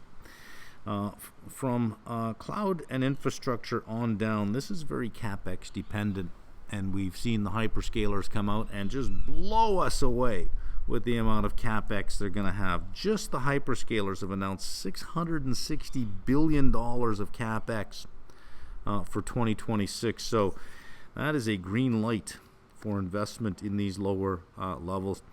AI models, that has been the theme of 2025. This time last year, I can remember early in 2025 trying them because I was under a mountain of work and I was looking forward saying, there's no way I'm going to get all this stuff done. I'm going to have to pick and choose here because all of this stuff takes a long time. Let's see if AI can help. And it wasn't really that great. By April, suddenly it was, well, you know what? This is not bad.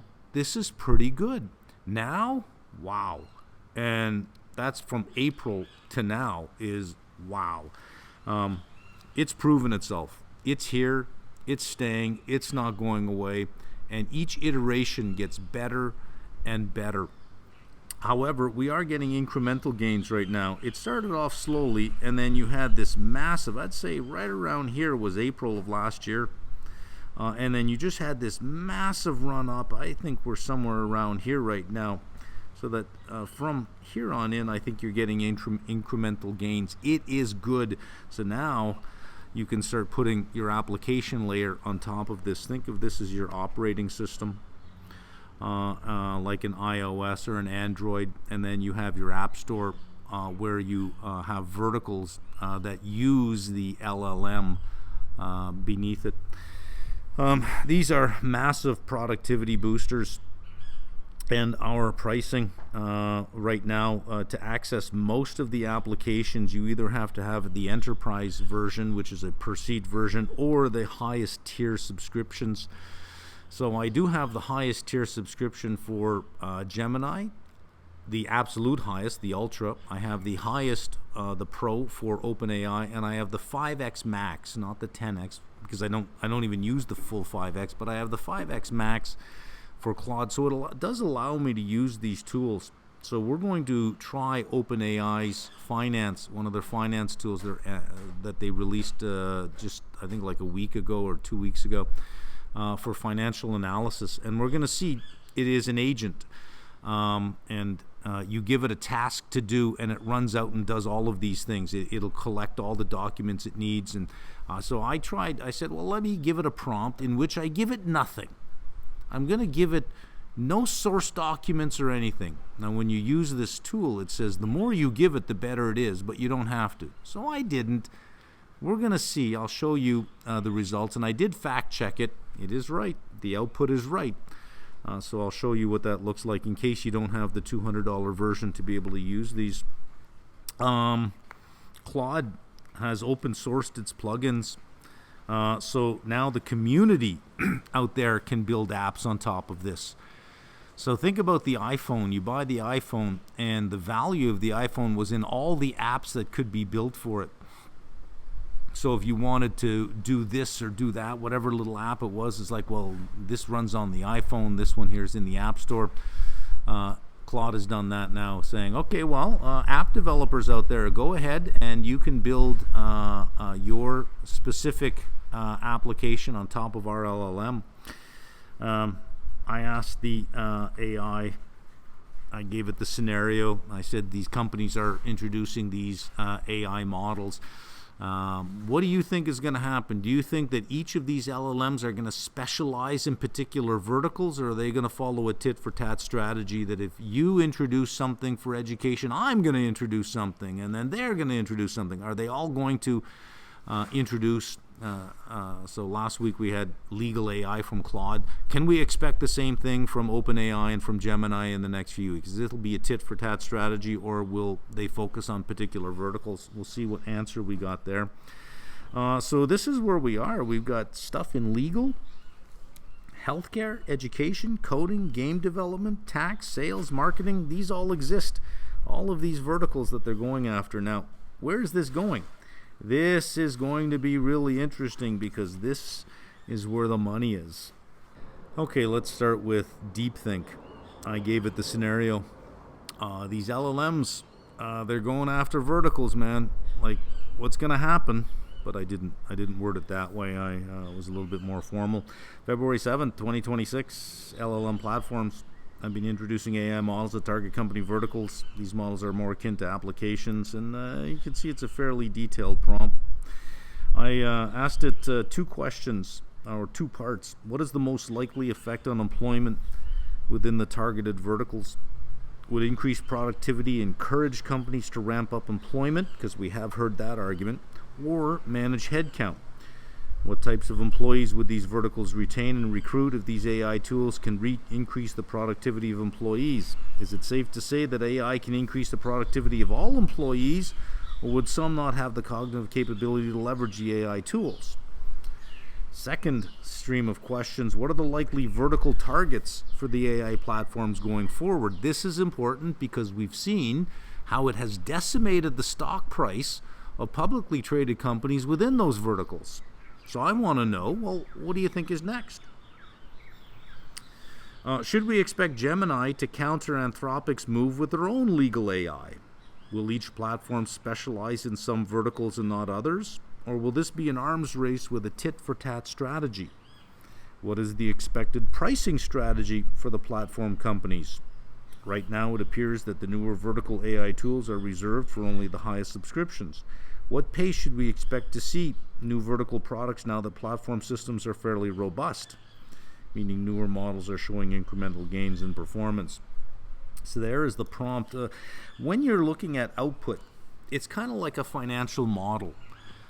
Your goal is not to try to get an output and a target price as fast as you possibly can. That is the least important thing.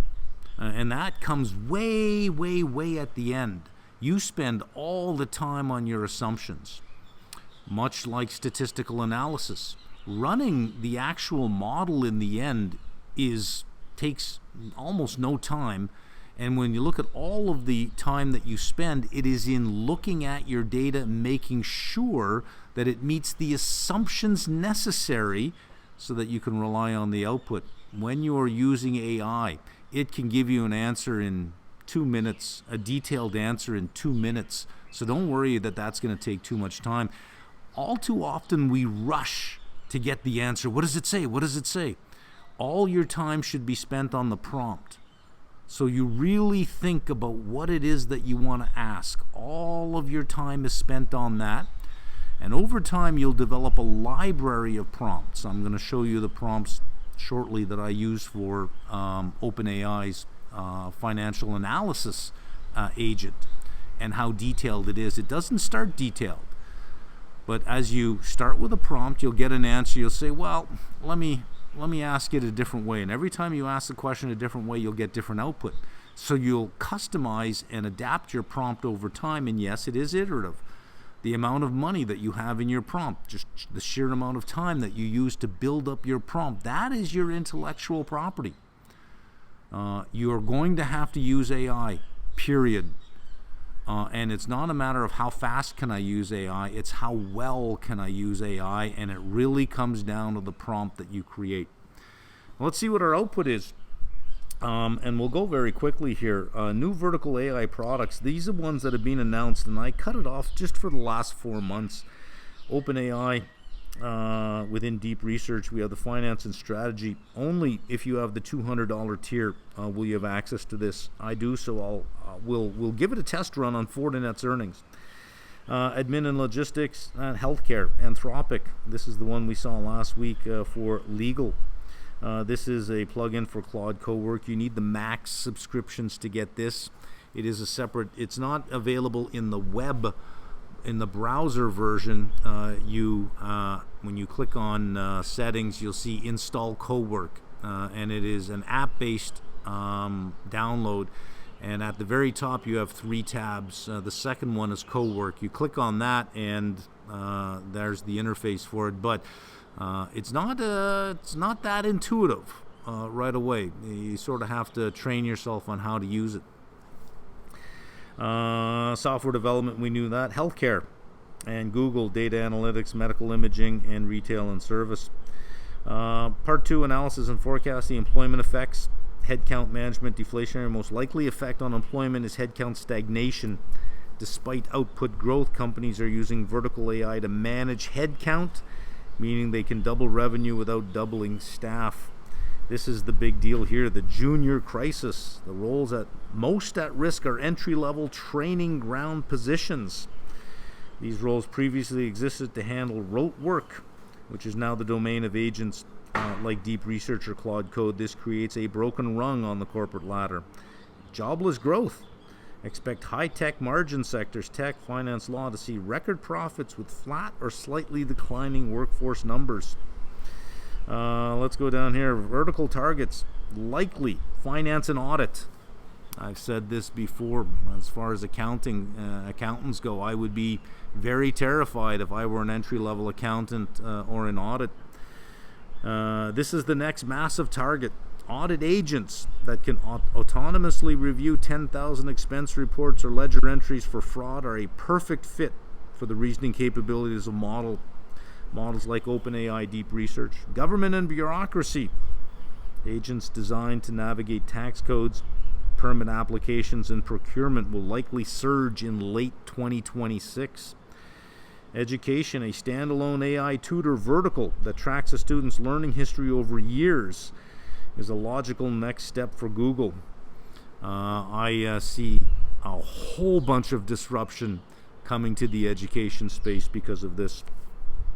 Strategy, arms race versus specialization. Tit for tat. Currently, it is an arms race. The Health Week in January, where OpenAI, Anthropic, and Google all released healthcare products within days, proves no platform is willing to cede a major vertical. Look for more coming for the legal side as well. Differentiation, Google is playing the ecosystem game, embedding agents into workspace. Anthropic is playing the trust game, branding itself as the constitutional or safe choice for high liability verticals like law and healthcare. OpenAI is playing the OS game using Operator to replace the browser and operating system interface entirely. I'm not sure what that means, but okay. The pricing strategy, the third one I do not like. Bifurcation, the pricing model is splitting. The $20 a month subscription is becoming the consumer tier.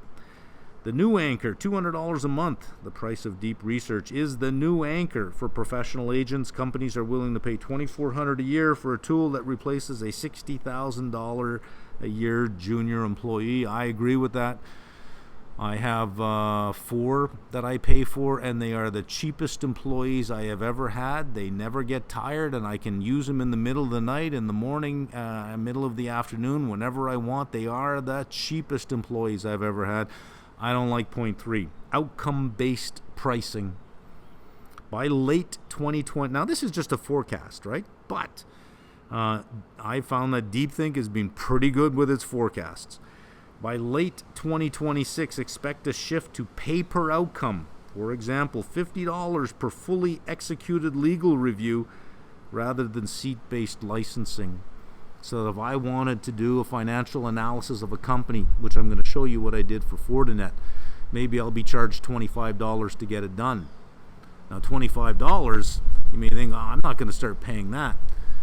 If I were going to commit a $200,000 bet to Fortinet, $25 is nothing, because the alternative is me doing it myself, which might take me 20 to 30 hours to compile the information that it got within, I think it took 8 minutes on the first question, something like 6 minutes on the second question. Yeah, something like that.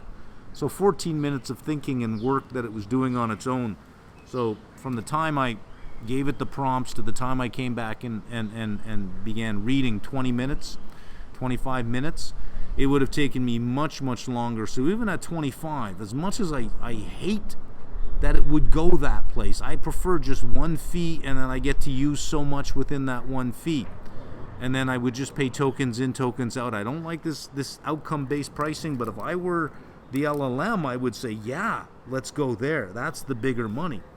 But as far as the consumer goes, or the institutional user, which I consider myself one, it's like, I'd rather not, because what I see happening is, rather than businesses being the beneficiary and extracting some of the value from it, rather than consumers and households being the beneficiary through lower prices and extracting value, I just don't want to see the hyperscalers and the LLM owners being the ones that say we can extract all the value out of this ourselves.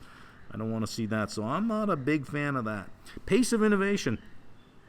Expect a monthly release cadence for new verticals. Well, how many different companies do you have that are introducing verticals? I think it's going to be about 2 a week. Not from the same one, but every week there'll be 1 or 2. One from Claude, one from Anthropic, one from Google, one from OpenAI, one from DeepThink, one from Kimi K2. They'll just keep coming. The bottleneck is no longer intelligence. The models are smart enough. The race is now purely about the application layer, building the specific integrations, UI, and safety guardrails to unlock vertical value. Claude has introduced Opus 4.6 extended thinking. So I put it up against DeepThink to see what it can do. And it produced a beautiful Word document for me. Look at this, with nice tables in there and everything. This is a better presentation than I could have done. It is really nice. And it has a little bit of a extra, not only just its presentation is nice, a little bit of a extra content that DeepThink doesn't have, that when I put the two up together, I got to give it to Claude on this one. 4.6. It's pretty good. If you haven't used it yet, give it a shot. There's our executive summary. I asked it, first of all, same thing I asked DeepThink, give me a list of what's happened in the last 4 months. And it put it in nice little sections for me. Anthropic, Claude Cowork, agentic tool for non-developers, reads, edits, creates files, executes multi-step workflows built on Claude Code foundations. Cowork plugins, 11 plugins, enterprise search, sales, finance, data analysis, legal, marketing, customer support, product management, biology research. I haven't given this a try yet. Opus 4.6, that's what produced this. Claude for healthcare, Claude Gov, OpenAI, ChatGPT Health. They have two, health for consumers and health for, here it is right here, professional grade healthcare tool with HIPAA compliance. Prism, research workspace for scientists, 5.3 Codex, most advanced coding agent, OpenAI Frontier, GPT 5.2, and Google, Gemini Enterprise, a unified AI platform for all employees, Gemini 3 and 3 Flash, workspace AI integration, Gemini embedded in Gmail, Docs, Sheets, Slides, Meet, auto-generate visual. I have this, almost everything I open has a little Gemini thing in the top corner now. Healthcare, HCA pilot nurse handoff solution at HCA Healthcare, estimated to save millions of hours annually. Education, SAT prep, partnership with Khan Academy in Oxford, free SAT and JEE main prep in the Gemini app. I don't see them stopping there. I see the GMATs coming. I see the MCATs coming. I see the LCATs coming. That would be the next step. Anything that is aptitude-based. Anything that's content-based, this would be CAIA in our field that we know, FRM, the accounting, the CFA. This is more knowledge-based and not aptitude-based. They will come for that, but right now they're focused on the aptitude tests. Moonshot AI, this is Kimi K2, K2 2.5. They've changed now. I used to be able to use Kimi K2 to my heart's desire, and they didn't do anything. Now you get so many different prompts, and that's it. You're going to have to pay, so I might end up subscribing to Kimi K2 as well. Let's go to the more important one. Productivity gains, increase or decrease employment. What I like here is it gives me the case for headcount reduction. And it quotes some research that's out there. Penn Wharton estimates that jobs fully performable by AI have already declined 0.75% from 2021 levels. McKinsey reports that 32% of companies expect AI to reduce their workforce by at least 3% within the next year. Well, if a third is reducing by 3%, that's 1% overall. That is a 1% increase in unemployment within the next year from AI. The case for employment growth through productivity, so it takes the other side of the argument. Most likely outcome for vertical AI specifically. Vertical AI products are different from general purpose LLMs in an important way. They target specific identifiable workflows with measurable cost savings. Means employment effects will be sharper and faster than with general AI adoption. Companies will likely freeze or reduce hiring for entry-level roles. Well, DeepThink told me the same thing. Legal associates, junior financial analysts, ouch. My CFA level 1 candidates out there, ouch, ouch, ouch. Tier 1 customer support, routine marketing, content creation, that I can see. Retain and upskill mid-level professionals who can supervise AI output. And expand headcount in roles that complement AI. Prompt engineers. I don't know that you need prompt engineers as much as everybody who uses AI needs prompt engineering training. And I do think the biggest, hottest job over the next couple of years will be AI trainer. The faster you learn this, the more you get to know this. You can go into corporations, and believe me, there are a lot of small and mid-sized companies, 20, 30, 40 employees, who don't know how to use it at all. What is this agent stuff? How do you do this? I asked OpenAI a question, and I didn't get a good answer. I had a friend of mine do the same thing. Say, I asked a question about my business, and I thought, I said, well, let's see your question. You know, you have to learn how to ask it a question if you want good. So within a few prompts, suddenly he was saying, oh, this is good information. Well, yes, you must ask it the right way. So he decided to sign up for a prompt engineering course. But I think that's going to be the hottest job over the next 2-3 years, is training AI, is training, going into companies and training people how to use AI. Something just fell here. I should start it over, but I'm not. I'll just grab this. Expand headcount and roles that complement AI. Prompt engineers, AI workflow designers, compliance reviewers, strategic roles. What types of employees will be retained or recruited? High retention, recruitment value. Senior professionals with deep domain expertise and judgment. I've said that a lot of the gains to AI will accrue to the expert level. At risk, routine cognitive workers whose primary output is the assembly, formatting, or initial drafting of standard documents. Junior legal associates performing document review. Entry-level financial analysts building routine models. Well, that is the financial modeling part. I've sort of predicted this, that in a couple of years we won't actually interface with Excel. We'll be familiar with Excel workbooks, but we won't actually build them. We will explain it to AI. What is not going away, CFA level 1, level 2, level 3 candidates, is the analysis side. You must first give the AI the prompt, which means you must give it all the assumptions. So that is not going away, but the keyboard ninjas who are going to build financial models, that's going away. So the idea that, well, I want to learn financial modeling. Why? You should focus on What are the assumptions? How do you build your assumptions that you will then give the AI to build your model? Entry-level financial analysts building routine models, content writers producing SEO copy, and administrative staff handling data entry and scheduling. The Dallas Fed has already found that employment for young workers in high AI-exposed occupations has declined measurably since late 2022, primarily through reduced hirings rather than layoffs. And then you have new demand. Can employees leverage AI tools? There's that word again, metacognition, right? Competitive dynamics. Will this be an arms race or specialization? This is an interesting take. Both, but an arms race first. The initial evidence strongly supports tit-for-tat competitive dynamics. Anthropic launched co-work plugins on January 30th. OpenAI launched Frontier on February 5th, 6 days later. OpenAI explicitly framed Frontier as competing with Claude Cowork. Anthropic launched legal, finance, and sales plugins. OpenAI already had ChatGPT Health and Healthcare. Google has Gemini Enterprise with pre-built agents. Each is expanding to cover the other's verticals. This is wild.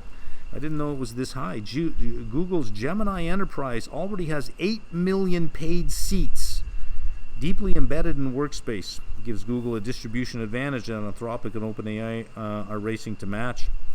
Some specialization will emerge. So it says here, first an arms race, but then specialization. Anthropic, natural strengths, coding, developer workflows, enterprise adoption, 32% market share. Likely specialization, professional services, legal, finance, consulting, software engineering related industries. OpenAI, consumer-facing verticals, healthcare, education, creative industries, SMB market. Google, enterprise productivity, commerce, advertising adjacent verticals, education. Yeah, they are big there. The Chinese labs, developer tools, manufacturing, industrial, price-sensitive markets. Likely vertical targets going forward. Some of these are already live, so let's skip those. Financial services, all three, Q1 to Q2 2026. We will try OpenAI's to see how that works. Q2 to Q3 2026. We have two. We have accounting and tax, not yet targeted. Real estate, early exploration. Maybe I should get out of my Zillow position before that gets too bad. Q3, Q4, and it gives you the likely, likely first mover on this one for accounting and tax. Google, real estate, OpenAI. For insurance and underwriting, not yet targeted. Google and Anthropic, Q3, Q4. Supply chain and logistics, Google, Q3, Q4.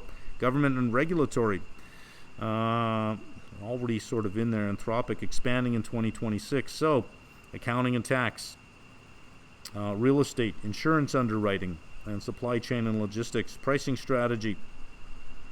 Longer term, the vertical AI products will follow the SaaS playbook, per seat or usage-based pricing that undercuts incumbent software by 50 to 80%. This is exactly what spooked the market. Anthropic's legal plugin, offered as open source GitHub repository, can replace functionality that Thomson Reuters and LexisNexis charge thousands of dollars per year to provide. Expected pace. The pace will accelerate through 2026.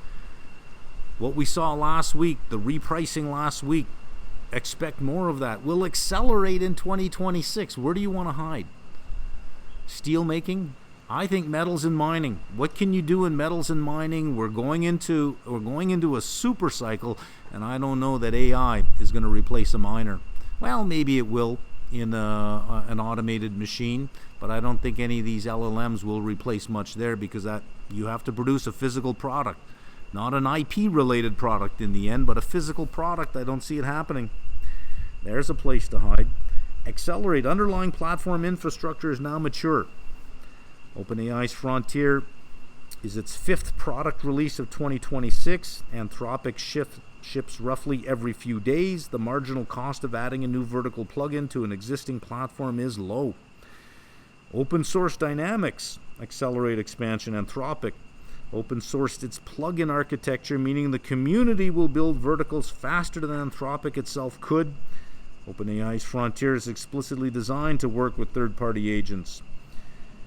Revenue pressure demands it. Anthropic needs to justify an $18 billion 2026 revenue forecast. OpenAI is targeting 50% enterprise revenue share. Google needs to demonstrate ROI on $175 billion in CapEx. Vertical products are the primary monetization path. This is not going to slow down. This is not going to get worse. All of this stuff only gets better. Incremental model improvements enable incremental verticals. As models show marginal gains in general benchmarks, the differentiation shifts to domain-specific tuning, integrations, and workflow optimization, which is exactly what vertical products provide.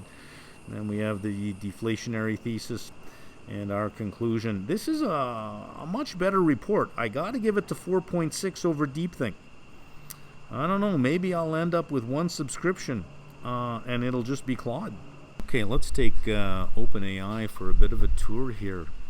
I'm using its, at the very bottom you can see I have Agent turned on, and then you give it a task, and it then went out and collected all the documents it needed on its own. Previous to this, whenever I gave an LLM a task and I didn't give it the documents directly, oftentimes it would say I can't find this, there's nothing at this location, or it would give me the wrong document altogether.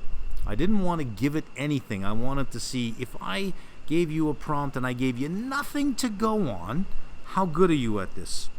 And it's pretty good. So here is the prompt, and again, most of the time that you spend in doing this kind of stuff is in the prompt. I say that AI will accrue to experts because you have to know what questions to ask. If you've never analyzed a company before and I give you the task of doing it, I give you this tool and I say go ahead and do it, well, what would you ask it, right? So I tell it who it is first. Your buy-side's research associate. I want just a 10-point must know on the most recent earnings. What are the big 10 things I need to walk away with? Use the web plus any uploaded docs. I didn't give it any uploaded docs. You can use the web. Collect and read. I want the 10Q, any 10K earnings, release exhibits, earning press release, earnings deck, slide decks, full earnings call transcript, prepared marks, Q&A, gather. So this is the tasks that I gave it. Output requirements. Give me my 10-point memo, numbered 1 through 10. Each point must include what happened, why it matters, evidence. I want a citation. I don't want to have to start searching for all of this stuff myself. Always ask for a citation when you're doing stuff like this, so you can just click on the citation and go right to the point specifically. So if you're reading something saying, that doesn't sound right, you can click on it and go right to that source. Include one table, reported versus consensus versus prior year. Finish with 3 bull arguments, 3 bear arguments, 3 key risks, 3 catalysts, 5 follow-up questions, because I want to be able to improve my prompt over time, so I want to know what I'm missing. What do you think is a good question? So I might read these questions and say, oh, yeah, I would like that as part of my output each time, and then I go back and part of my output, now that becomes part of it, and I'll still ask, give me 5 things you think I missed. And then you have your quality rules, primary sources, SEC filing, investor relations, official decks. I don't want it to go to Yahoo Finance. I don't want it to go to Barron's, or I don't want it to go to Bob's blog or Substack. I don't want any of that stuff. So here it is. It gives me a reported versus consensus, so I can see it at an eyeball. I don't have to go to the press release or do anything. Now this, I can simply, now that I have this prompt, I can go up here and I can change the company name and whatever they're reporting. Most are reporting Q4 for fiscal 25. So if 10 companies reported after this is done, this whole thing took about 15 to 20 minutes for it to think through. Because it has to go search for all these documents, it has to read all these documents. So the first one I think took, does it tell me how long it took here? No, it doesn't say. It doesn't say thought for. But when it first gives you the output, it says thought for 6 minutes something. I think the first one was like 8 minutes, the second one was like 6 minutes. But I could just change these names now. Boom, boom, boom, boom. And what I'll get is a nice table like this for all these companies that I could flip through very quickly. Reported consensus prior year. Revenue, product revenue, service revenue. It's 2 categories. Billings, GAAP margins, non-GAAP gross margins.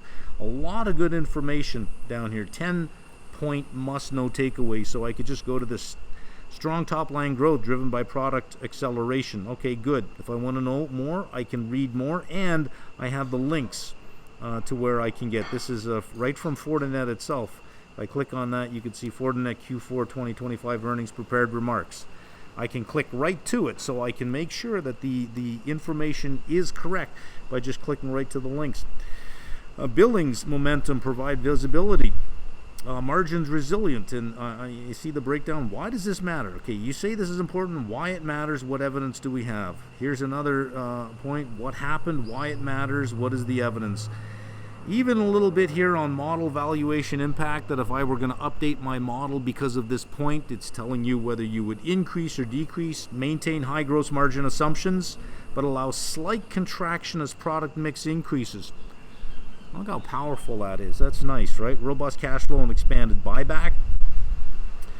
Company repurchased 730,000 shares for $57 million in Q4, another 4.6 million shares for $356 million quarter to date. The board added $1 billion of the share repurchase authorization.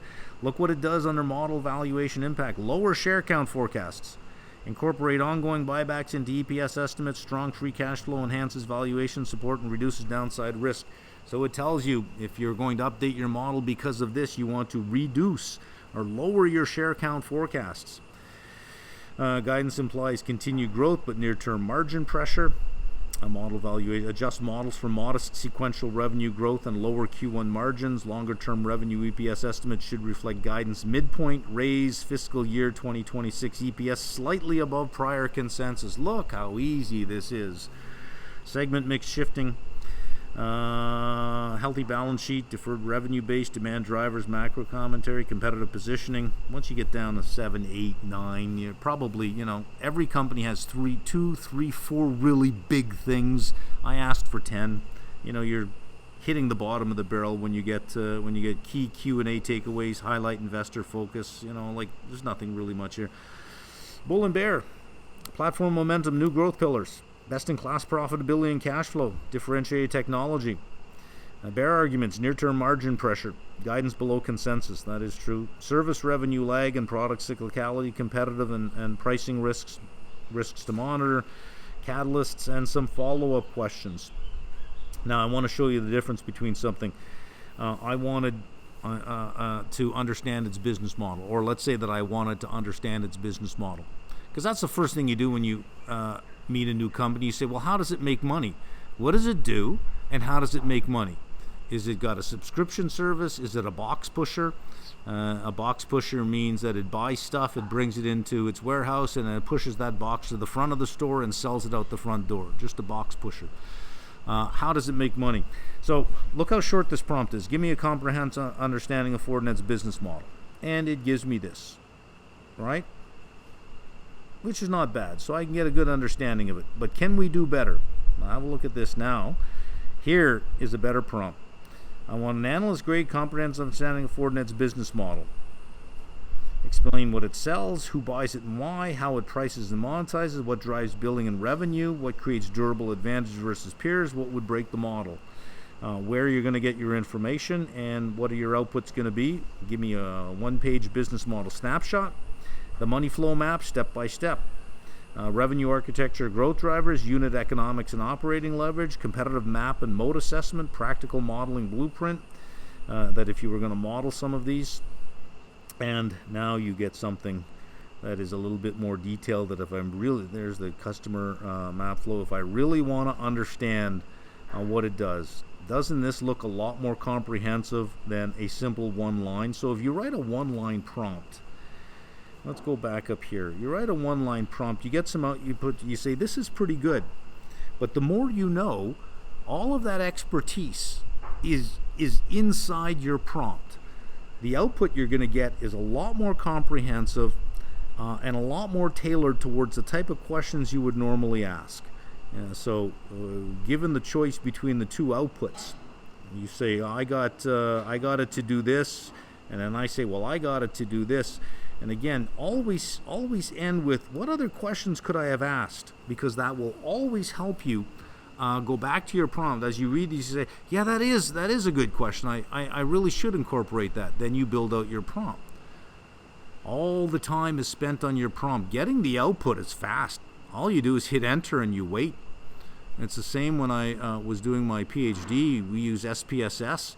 Running something in SPSS just took seconds, but you would spend several days making sure that your data met the assumptions of the regression model that you were using, cleaning your data, making sure that and looking at the characteristics of the data. Because if it didn't fit, running it was useless. If your question doesn't get to the answers that you want, don't blame the AI model, right? So always end every prompt you put on. Always end with what other issues do you think I should have asked, or what other issues are important for me to know? You might find nothing, but you never know. You might find one, and you might say, look at this one. I'll just take one. What is the churn rate on Fortinet and FortiGuard subscriptions? How does customer satisfaction compare to competitors? That's kind of nice. Now, I could just cut and paste this. Boom. I could look at another one and say, that's a good question too. I didn't think of that. I could cut and paste that.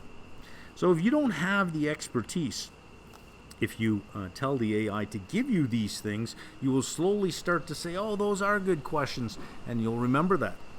And suddenly you're starting to get the expertise that's built into all of the language that's out there, because now you're saying, I never thought of asking a question like that, but now I know.